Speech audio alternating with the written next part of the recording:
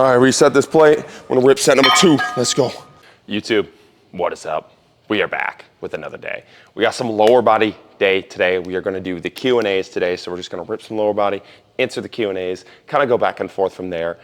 Tomorrow we are snatching with Kyle, so today we will skip the Olympic lift portion of the lower body and just do snatches tomorrow and kind of bump it back that. So we're gonna start with the deadlifts, start with the jumps, and kind of go from there and work everything in tomorrow. We're gonna see what tomorrow's workout looks like.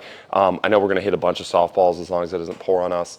So we'll see what we kind of do for content there, but we're for sure gonna make a snatch tutorial. So tomorrow might just be all snatches and maybe a little bit of upper body, kind of combine it that way. But let's get started.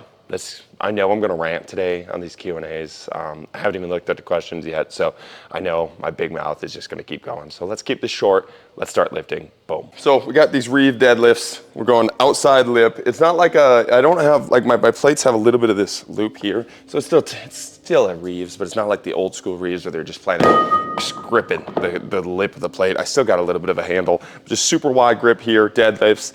2 rep max here. I like these. I feel like I can start in a super low squatted position, which helps my deadlift just a little bit, but they're fucking hard, dude. They're not super easy. So we're gonna grab these and we're gonna rip some Q&As and we'll hit some jumps. Let's do it. Oof. Oof. Woo. All right, just gonna rip 2 rep maxes as we go forward, continue to add weight. Let's hit the first question of the Q&A.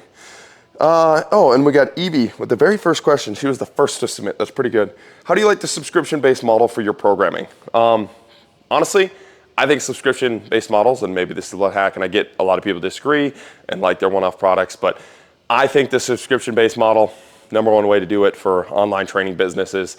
As soon as we switch to the online, like reoccurring model for our programs, our retention rate like skyrocketed with a lot of our athletes and a lot of our clientele online. And I think if you just look at the business model side of things, it's like you don't want to have to sell to your clients again, right? You don't have to sell to them twice. You get them to make the sale, you got them all excited about your program, they're making great results, right? You don't want to have them buy the program again or click another additional thing to the cart, right? You already got them sold, they're enjoying your product, they're loving the results that they're getting in your product. You have faith in your product. Like, you're not trying to scam your clients or your athletes. It's like you have faith in your product. They're getting good results on the product. You're getting everything that's kind of working out there. Make it easy for that to continue to work out with the reoccurring payments and the reoccurring bills, right? I think the more you kind of put blocks in front of your customer's way, the harder it is to get more sales, right? I know guys like Jake Tura, they just don't want to deal with the reoccurring like clientele. Like, they don't have to deal with the DMs and the constant like maintenance with it. And so I respect that side of it. They just like the one sale, like, here's our product, continually push that. For me and our website, I really enjoy that thought process of continually working with a client. Like, we've had a lot of our clients for 4 years now, like ever since we launched the website 4 years ago. And it's pretty cool. And I really believe without the reoccurring payment setup, it would be hard for us to have those 4-year clients, because it's like you get to sell something. It's like the blocks in the way. It's like if you have something in your pantry versus having to go out and get it, like, you know, like when you just think about your personal thing with sales, with buying something, I think it's the same thing. It's like you want that thing in your pantry, you want that steak, you want the healthy thing that's helping you, but you really don't want to get off the couch and go like buy it, right? I guess it doesn't really work with fitness because you still have to go do the program, but it's like you like the program, you're getting good results on the program, why not just keep it going until like they don't want to do it anymore. And I think that's the other end. Like, make it easy for them to get out of it too. Like, don't make it sketch, right? Like, they want to get out of it, have the option. So like, if you just go to your accounts in our website, it's like you just go to your accounts and click cancel, and it notifies me, and then we cancel the subscription. It's super easy. Like, you don't want to hide that option. I think a lot of websites, I've been on some websites where it's like a lifetime, bro. Trying to get out of a lifetime membership's fucking impossible. It's so hard. It's like they give you so many loopholes. I'm not into that side of things. I don't think, if like somebody wants to get out, it's time to split up, right? It's just time for a break. Like, I don't need to be stealing people's money. I don't enjoy that thought process. I don't enjoy that lifetime Planet Fitness kind of model of the reoccurring thing, but I think you can have a good balance of make it easy for them to continue to make the progress and also make it easy for them to get out. But get rid of the blockades for something that you feel like is a benefit for their life. So that was a long rant for the first question. Let's keep rolling. All right, then we got these triple jump foam jumps right here. So I'm just going left foot, right foot, jump off of it, we are expanding the distance between these boxes as we go.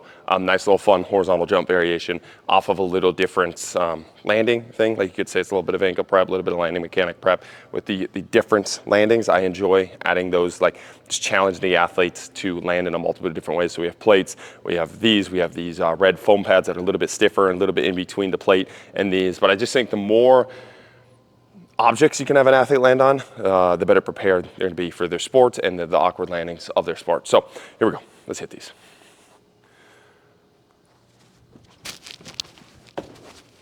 Oh! Oh! Ooh, I might be out jumping the camera. It's kind of cool. All right, let's hit 2 more sets, then we'll answer a question. Ooh! Man, these are kind of spicy. I like these. I feel like I'm carrying my momentum just a little bit more. These sand dunes have a little bit of bounce off of them. So you hit it, gives you a little bit of spring. It's kind of nice. Ooh! Boom. Let's grab you and answer a question here. We're gonna find my phone. Take a little break here. Let's see what this is here.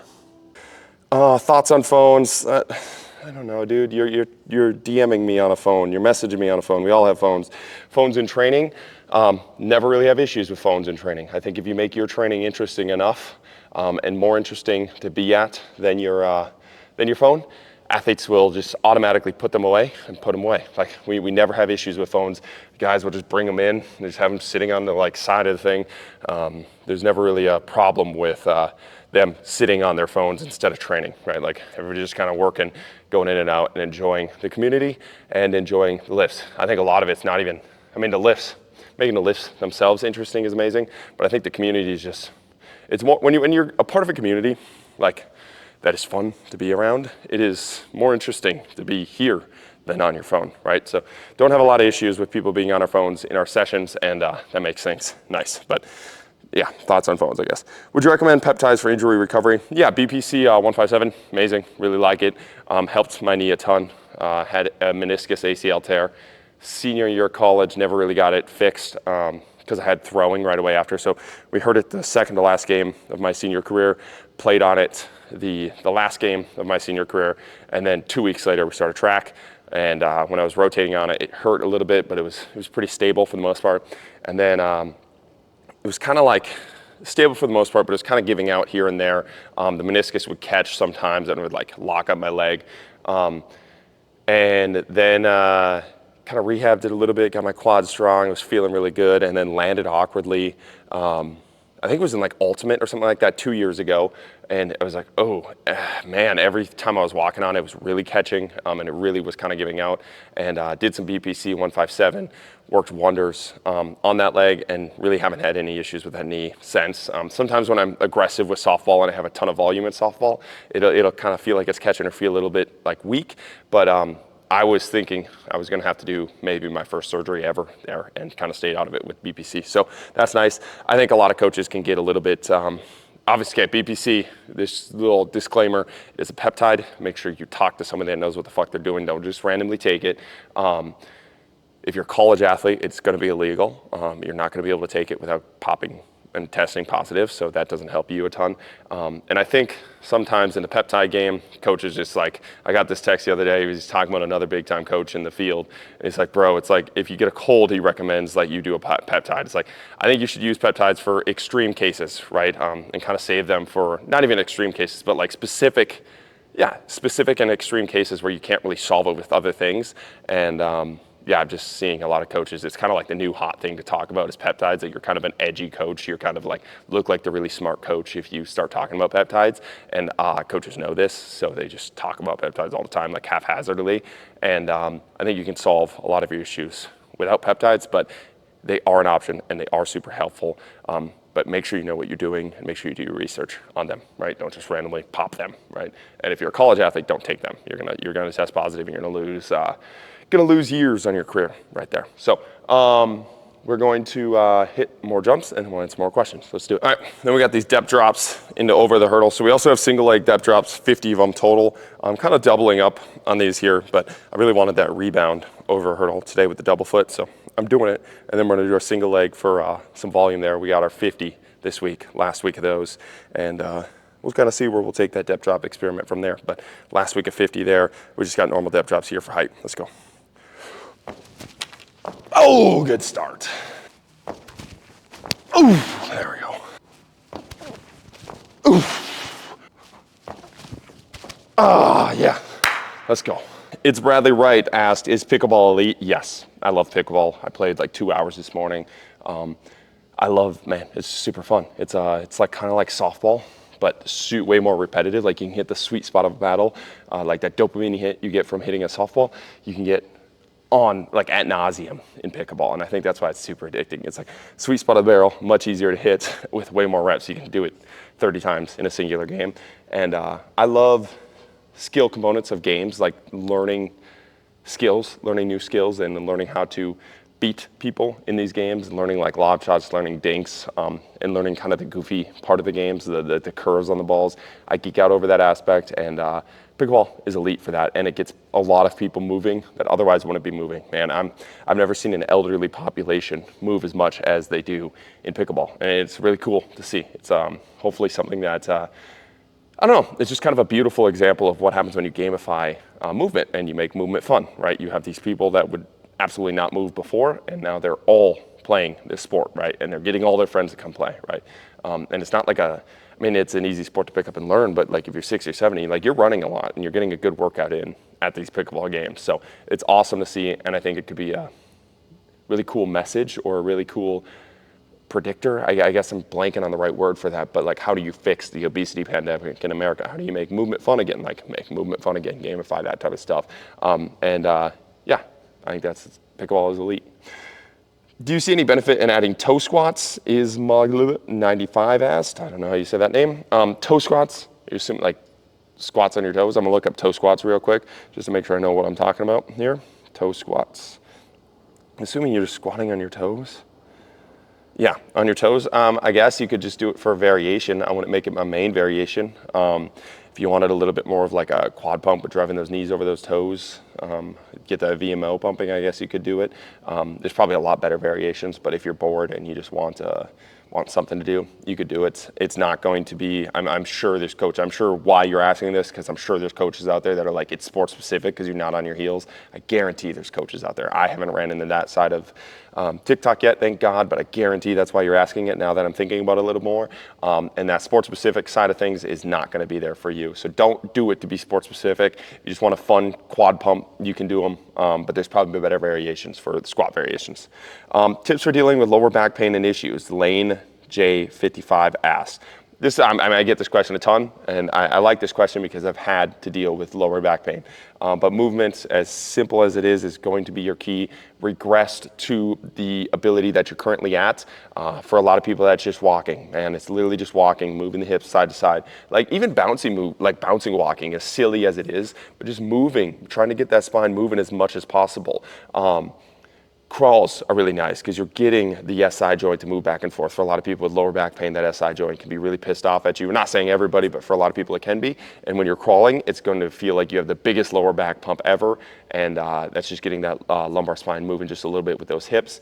Side bending, huge fan of those. I think that QL kind of oblique region can kind of tighten up on a lot of athletes that have these issues. And once you loosen that up and strengthen that up just a little bit, feels a lot better. And daily spinal flows. But if you want a spine that moves, you want a spine that responds to what you want to do, train it to do so. And a lot of athletes aren't doing it. A lot of it's just straight up compression. It's just straight up like run your vertebrae into each other, load it up as much as possible, brace as much as possible, and then you wonder why you're stiff as a board, right? I think a lot of these rotational movements, I think a lot of the micro movements of the spine and crawls and spinal flows can be a massive help, and it can be literally 10% of your program. Hopefully more, hopefully you get it in there a little bit more, but it can literally be 10% of your program and can make a world of difference in how you feel and how you move. So let's get to some deadlifts and let's go. I feel like these are gonna get pretty heavy pretty quickly. So let's see how many sets we kind of get in before we get absolutely bodied. But here we go, 2 rep max, let's go. Oh man, was I right. Come on, got to put on a belt for this next set, that felt weak.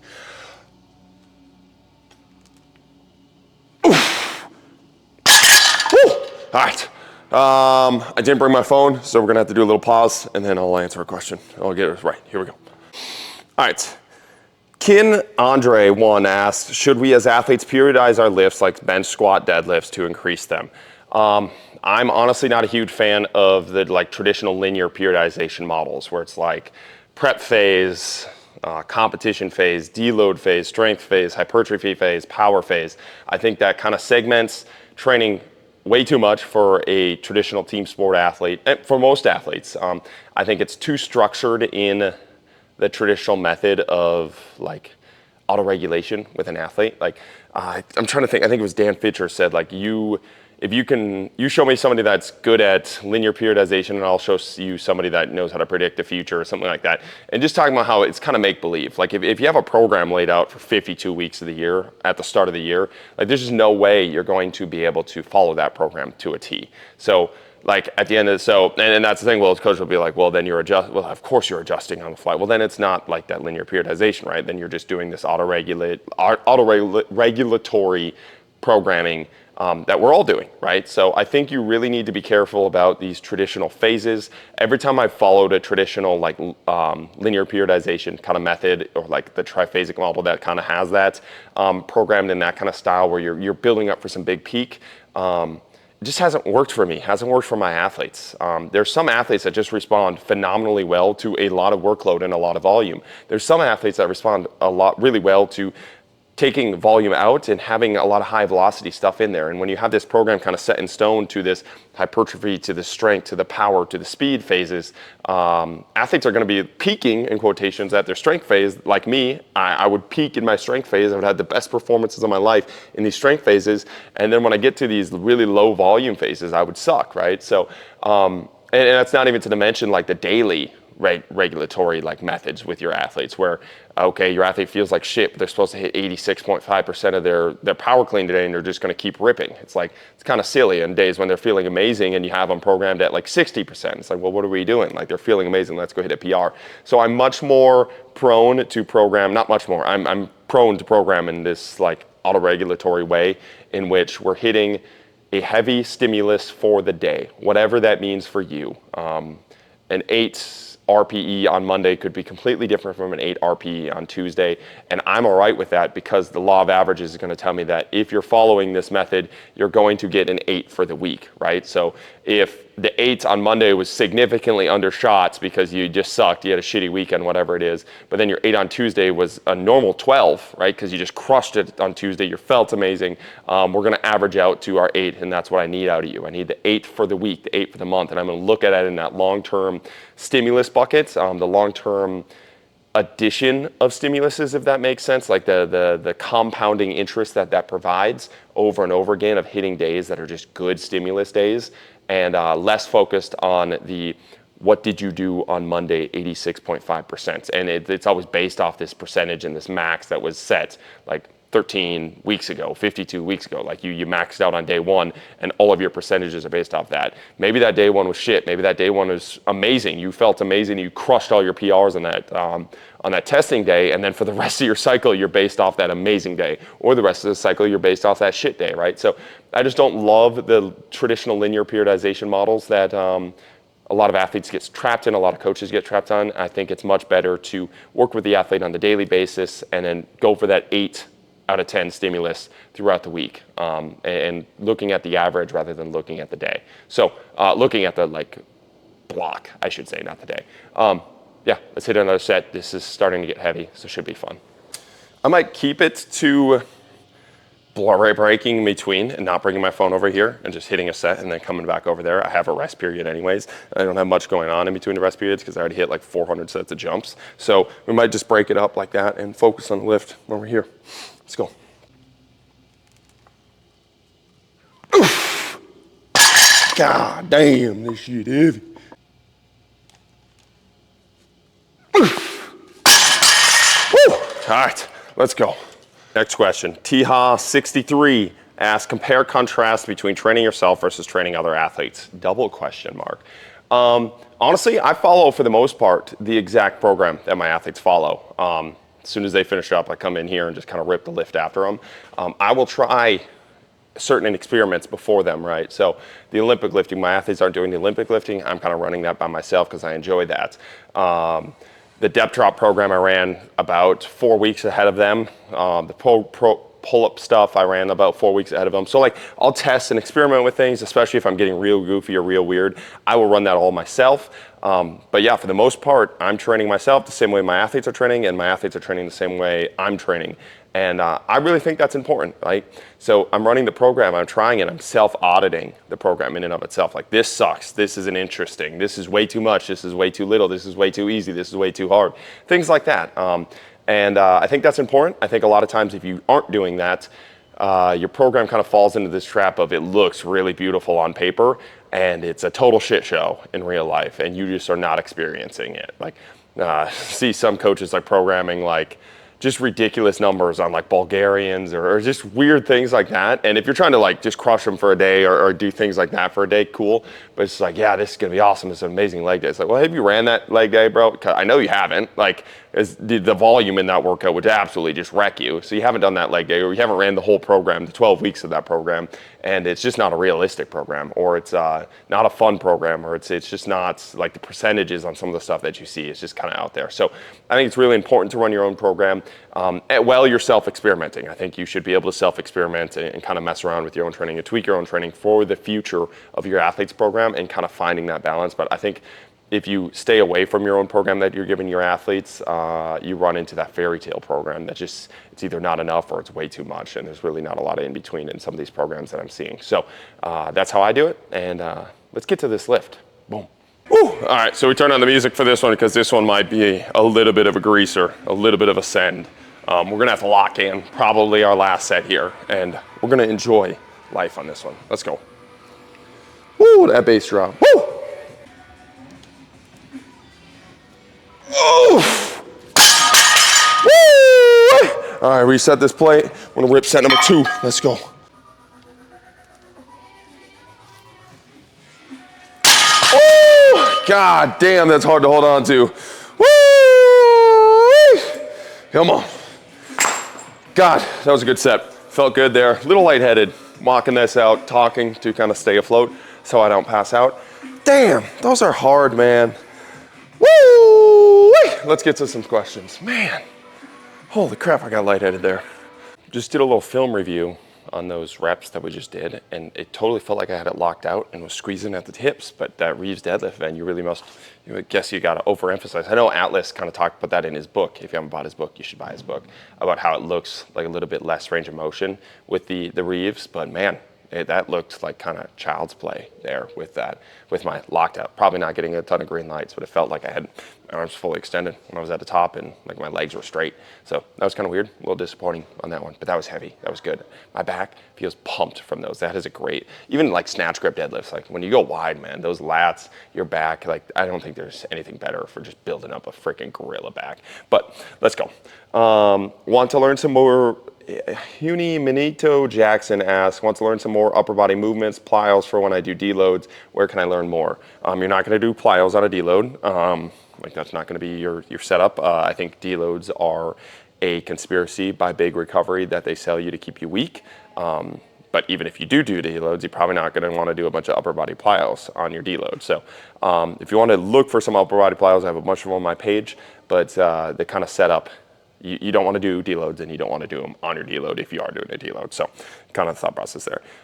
Zach Card, no fit, asks, for your clients to use meal plans, or do you try to make a diet more autonomous? I'm a big believer in a autonomous diet.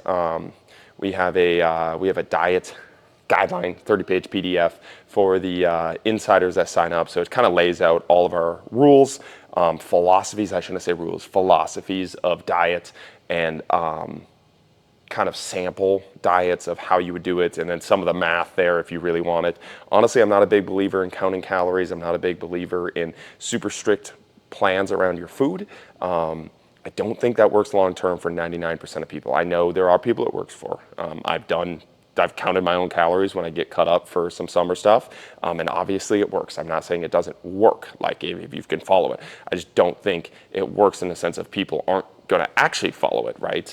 And I really disagree with a lot of the meathead philosophy. Well, you just got to will your way. You just got to fight. You just got to be more disciplined. I think that's a bullshit way of looking at diet. I think food is much more drug-like and much more addictive-like.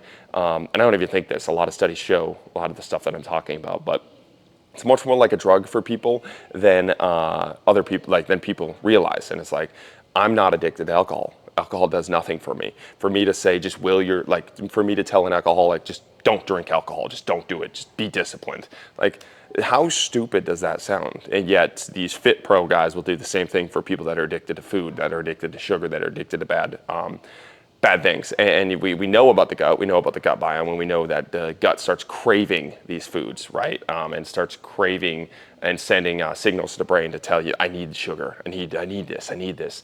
In the same way that you need a drug, you need alcohol, right?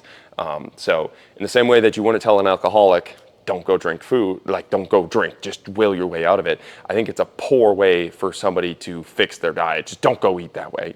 I think there's a ton of ways. Obviously, at the end of the day, it does come down to the alcoholic not drinking an alcohol. It does come down to the person that is addicted to food to not eating food, right? I understand that part of it. It's just more so, can you meet the person where they're at? Can you get them the information that they need? And can you set up some guidelines that allow them to work within their frame, that work within their addiction, that work within their kind of lifestyle to get better results, right? I think if you just sat there and yelled at all alcoholics in the world and didn't have like an Alcohol Anonymous program, we'd have a big issue, obviously, right? Like they want to be getting better. And I think we see the same thing with obesity. It's like our only solution is telling them to count calories and just yelling at them to be cleaner and be more disciplined. And it's a disconnect for me because it's like you are not, that's not your drug of choice. That's why you can say that. That's why, like, you haven't actually experienced that. And I think I get pretty frustrated with coaches that just don't get that part of it. But anyways, the guidelines there are finding a way for it to fit within your own lifestyle. I think the number one thing that you can do is cut stuff out rather than add stuff in. I think a lot of people look for things to add in, and I'll get to that point why that's not necessarily a terrible thing. But just straight up health-wise, if you are in a good spot, cooking all your own food is going to be the best way to do it. Like if you're just cooking all your own food, you're gonna feel way better. You're gonna have a better relationship with your food. You're gonna be consuming less calories naturally, and you're gonna have to learn the skill set of cooking things that you enjoy. I think that's super important. Obviously, like as basic as it is, staying on the outside aisles of grocery stores. And I know I just want to emphasize that point because so many people just walk around and they're like, well, this is what we do. But there's also people that don't know that. But like outside sides of the grocery store, staying kind of the fresh stuff. I think if you are going to add stuff in, make sure it's exciting for you. I think that can be a really good part. I think supplements can be a great thing for people because it's kind of like the gateway drug to health. They can also be the gateway drug to like placeboing yourself. But I think that's one of the benefits of supplements is you get somebody a cool protein shake, you get somebody a cool pre-workout, and they show up to work out because they want to take their supplements, right? They want to be healthy, right? People want to be healthy, and you can just give them a reason to make it exciting. The same way that you do movement problems out on the field. We're doing a bunch of different jump variations to make movement fun again, right? Like let's make eating fun again. Let's make that part, like let's make being healthy fun again. I think that's important. Then having some of the shiny tools it can't be your whole program. Like drinking the whey protein shake is not going to make you healthy if the rest of your diet sucks. However, if it gets you working out and it gets you moving and it gets you, oh, I had the protein shake, now I should have some veggies or now I should eat some real food, right? I think that's a important and cool way that you can kind of hack your own brain, your own dopamine system to make health fun again, right? So hopefully we kind of covered that question. Pretty passionate about that one because I think a lot of people misunderstand that one for most of their clientele, and I just don't like that hardo kind of mindset. It's like you have so many addictions yourself, and you're just screaming at other people that you just don't have that addiction, right? We all have addictions, we all have vices, right? And their vice is food. Screaming at them to fix that with discipline is kind of a silly mindset. Even if that is the truth at the end of it, it's like they do have to get to that point. You do have to find them where they're at, otherwise you're not going to get anywhere, right? And then everybody just stays the way they stay, and that's not super. You're just yelling at a wall, right? That's not super powerful for anybody. So, yeah, let's get to some accessories and go from there. We'll have to find a way to make these videos not 100 minutes long because this might be, if I keep ranting 5 minutes on each Q&A, maybe I have to do a separate video for Q&As. Let me know in the comments. Let me know what you want, right? Do I want to do the ASMR, the interesting stuff in between, or should I just rip a Q&A and do these organic videos? I might have to do just a random Q&A, just keep a video going every day. But yeah, this video is, I feel like, going to be 50 minutes long. We got an AMRAP here, as many reps as possible here after a 25% drop off from the top, and we're going to rip.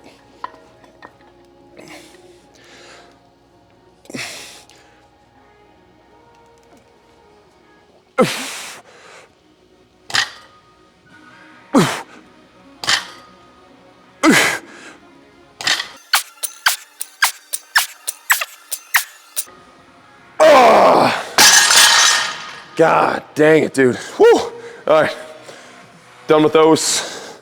Let's get to another question and then some light accessories. We'll go from there. I definitely need to do more higher rep deadlift sets. It's the only time I really feel my butt and hamstring working in a deadlift. Otherwise, it's kind of just back and lats and more the beefcake stuff. As soon as I get 10 plus reps, I really start to feel my hamstring and butt cheeks on fire, and we're still dying. I started this video way too early. Should have given myself a little bit of break. Victor Temps asks, which book do you recommend most for SNC? I really love the Rob Gray How We Learn to Move books. I think they're absolute money and tough to beat. I have a whole book list. Oh my God, that was heavy.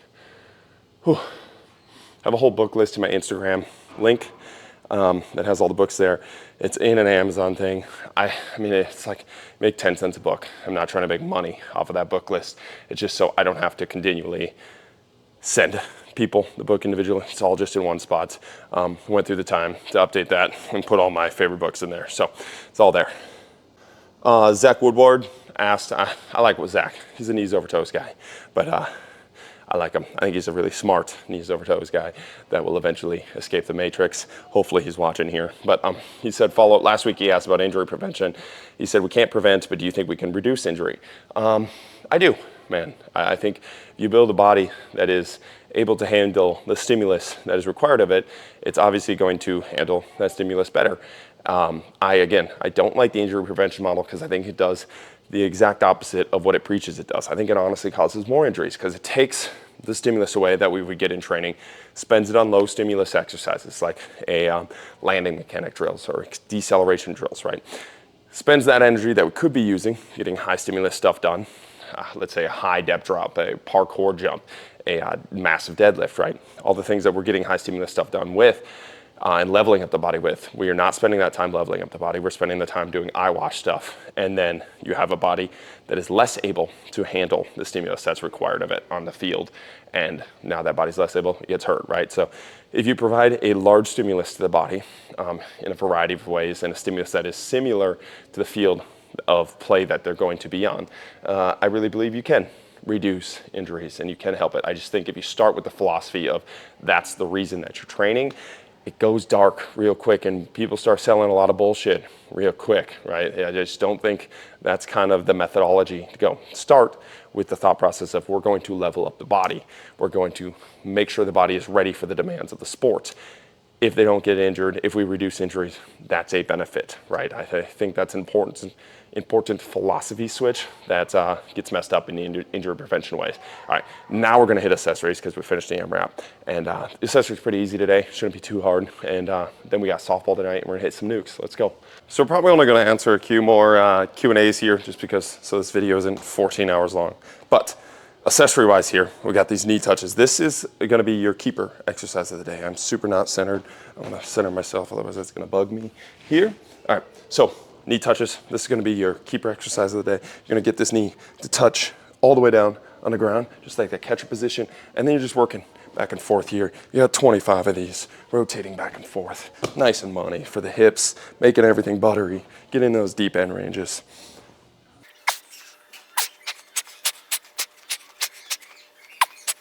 Man, those are money for the hips. Really like that one. Athletes have really loved that one. If you're gonna try and exercise from today, I definitely recommend that one over the Reeves deadlifts. Man, those suck. Let's get to the questions here. We're gonna go here. Do you ever let your trainees decide what the workout of the day is? Yes. Individual parts of the workout, warm-up parts of the workout. If they're feeling beat up and they give me a suggestion for what we wanna do today, always years, man.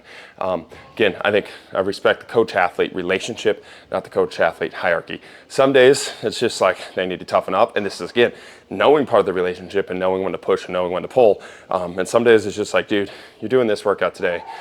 Stop making poor decisions before you come in, or stop being an idiot. And then some days it's like, all right, like our rugby boys, they got back from the national championships this past weekend, took second, bunch of beasts, but they had like 6 games in like 2 days, hopped on a flight there, hopped on a flight back.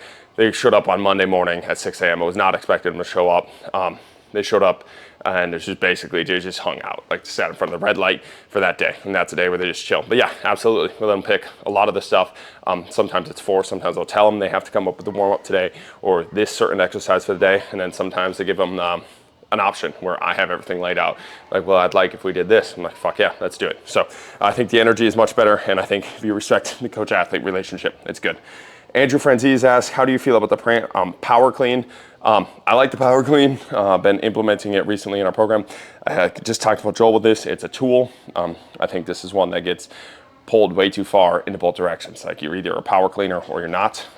I've had really great results athletically without the power cleaner, really great results with it. I think if you use it as a tool, it's an amazing tool. And I think if you use it as a end all be all, it turns out to be a shit tool, right? Because you start chasing numbers on the power clean rather than chasing what you should actually be chasing, which is your sports. And I think a lot of people get kind of lost in it.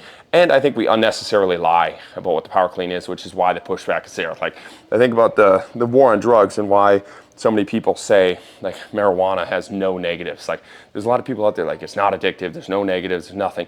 And like, they go that extreme, not because they want to go that extreme, but because the opposition had banned it and said all the lies about how bad it was. So the only way to get people from all the way over here is just to make up total lies. Like, it's all positive, it's all sunshine and rainbows, right? And I think we do the same thing with Olympic lifts, right? It's like, we swore it was the best thing in the world. We swore it was the answer. We swore it was the only thing that you needed to do. And then a bunch of athletes and coaches were like, man, I'm not becoming a better athlete doing this stuff exclusively. Again, it's not to say there's not any benefit to it, but I'm not becoming a better athlete doing this stuff exclusively. And they're promising this, like, they're creating this false idol of Olympic lifts rather than just saying they're a good tool to use. So then you get all the way over here where it's like, Olympic lifts are terrible. There's no benefit to them at all. You're dumb if you use them. Trap bar jumps all the way. It's like, there's a middle ground there, guys. There's absolutely a middle ground. That we can use as long as we're just not, we don't need to make up these stories, right? We don't need to make up the story that the power clean is the end all be all and it will make you an amazing athlete. It absolutely will not. We know it won't, right? Like, we can take a athlete and just have them do Olympic lifts and have that be their only thing they do. They're not going to become a better athlete, right? And you can take an athlete and just do trap jumps, exclusively trap jumps, and it's the same result, right? There needs to be a balance. You can use all your tools, and I think it's much more powerful if you use all those tools. That is why we're not allowed to answer more questions, because I already ranted for like 12 minutes there. My goodness, this video is going to be forever. Then we got these Jefferson curls, just a little split stance Jefferson curl. I like Jefferson curls post deadlift, as weird as it is. I think getting into these flexion positions after a really, really heavy deadlift set, not going heavy on the Jeffersons, but more of just this kind of flowy matter. You make sure my hat stays on. I think it feels much better just getting into this position, rounded just a little bit, hanging out here, then we come back up. So a lot of times I will actually program these flex-based positions post-deadlift, these round the spine positions. Again, I want to go super heavy post-deadlift. I think that's a recipe for disaster, but more of a hangout mobility type exercise with these for this day. And we'll go heavy on Jeffersons different days for sure, but we use it more as a main lift rather than kind of a stretch mobility type exercise. But I think if you can breathe into that lower back post heavy compression, I feel a lot better doing it. Have a lot of athletes that tell me they feel a lot better doing it, and just treat it more like a stretch here.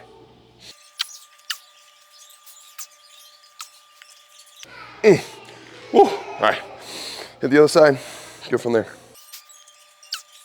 All right, a couple more accessories, then we are out ski. All right, just finished up a set of decline sit-ups. Those are nice. Felt high disinterest level in recording them because I didn't know how to get a good angle at them. I was too long in the thing, and a little fed up. Not fed up, just disinterested with the recording everything right now because I think this video is going to be way too long. But we're going to go here for the last thing we got.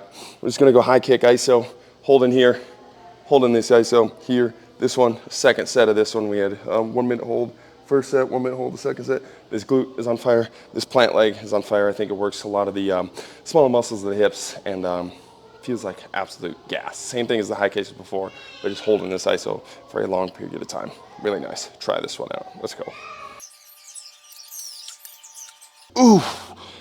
Woo. All right, hit the other side and do it.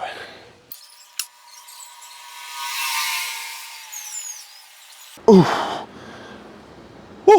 All right, that was a good leg day. Let's, I'll answer like 1 or 2 more questions, say goodbye, then we're out ski. We're gonna hit some bombs. Let's go. All right, 1 to 2 more questions. We'll see how much we rant, see what we got here.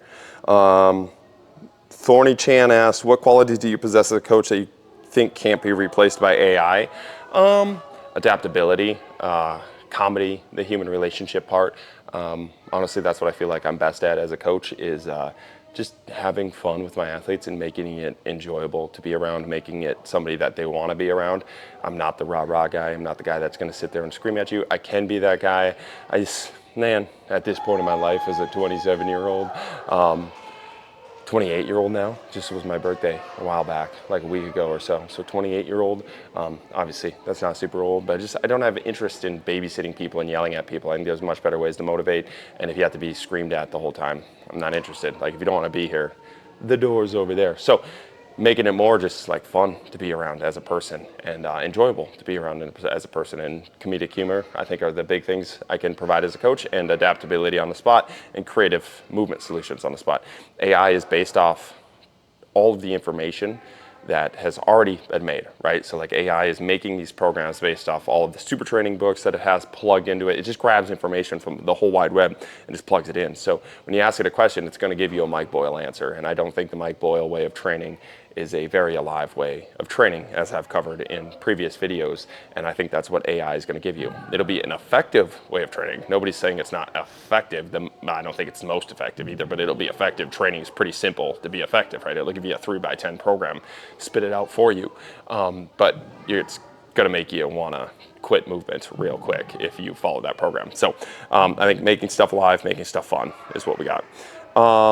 There we go. All right, Ripley Goat asked, if not 3x10, then what?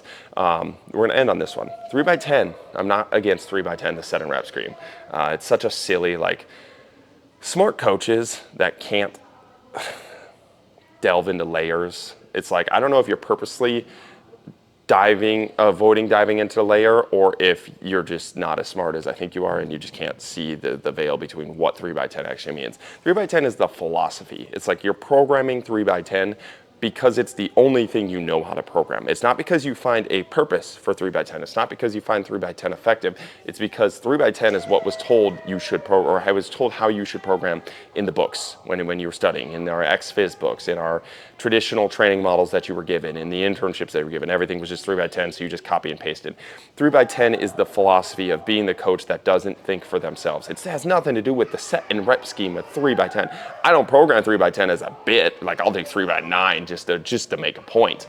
But it's more so the philosophy that you don't think for yourself. You are unable to think for yourself, and you're not currently aware, and you just throw 3x10 in all of your accessories because it's what you were taught. It has nothing to do with the set and reps game. Obviously, if you get 30 reps in, man, it's going to be effective. Like, man, if I have to explain that to another coach, of course 3x10 works. Like, it's such a silly argument. It's not what I'm arguing about, right? I'm arguing about you just blindly programming everything like, why not 3x7? If I ask a coach that most coaches will not give you an answer. Why are you programming 3x10? Right? You're not thinking about it. And if you're not thinking about that set and rep scheme, I know you're not thinking about the general scheme of your entire program, right? And if you ever ran a program that is just straight 3x10, one, it makes you realize that the coach just does not give a fuck about you, right? Like they're just auto-regulating, or they're just like printing everything. They're just dragging their Excel sheet and putting it down. So right away as an athlete, you get this program and like, dude, this coach didn't spend any time on this program, 3x10. Why would I follow a program? Why would I be interested in a program that the coach themselves were not thinking about when they're running? They were not interested in running.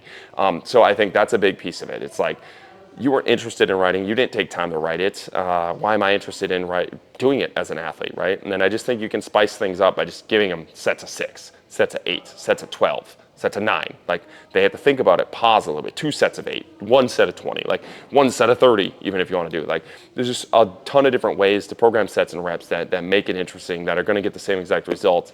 And Obviously 3x10, whatever you want to do with it, but it has nothing to do with the set and rep scheme and not being effective. It has to do with the philosophy behind 3x10, the philosophy that you are not thinking about what you are doing. You're just dragging your Excel sheets, and you're doing that because it's what's been given to you. And most 3x10 programs I see, they've been the same for 5 years. They've been the same for 10 years, and they're not super effective because athletes don't buy into them, right? You hand these athletes those summer packets, and right away they're like, bro, this coach isn't interested. And you know where they come?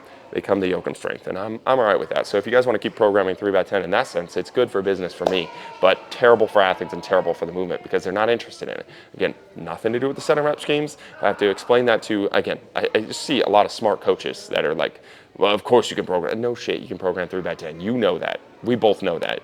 Like, that's not the point, right? It's one layer deeper. It's that you don't care about your program. You're not interested in your program, and you're just copying and pasting, right? Your whole thing is a 3x10. You are a 3x10 coach. It's not to do with the sets and reps. All right, so we're gonna go hit some nukes. This video is probably gonna be 100 minutes long. Deal with it. I think there's good stuff in here, and we got a good lift in. Let's go win some league. We got league at 8 and 9 tonight, and we got BP right before it. I'm gonna edit this video, get it live, and rip. Let's go.